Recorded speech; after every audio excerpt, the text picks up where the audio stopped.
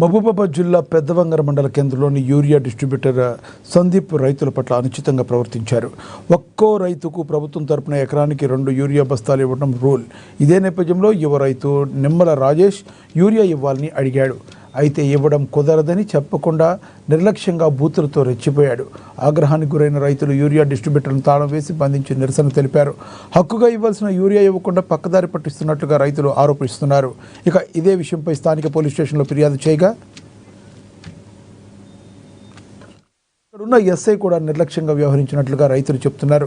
Complaint తీసుకోకపోవడంతో పాటుగా రైతులు ఎందుకు పనికిరారన్న నేపథ్యంలో ఎస్ఐ వ్యవహరించడం తీవ్ర ఆగ్రహానికి గురిచేస్తుంది. యూరియా డిస్ట్రిబ్యూటర్ సందీప్ ఎస్ఐపై చర్యలు తీసుకోవాలని రైతులు డిమాండ్ చేస్తున్నారు.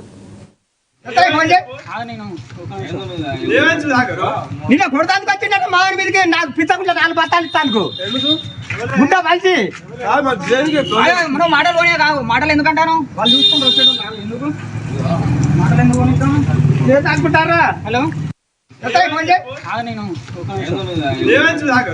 నిన్న కొడతానికి వచ్చినట్టు మా మీదకి నాకు పిచ్చకుండా 4 బత్తాలు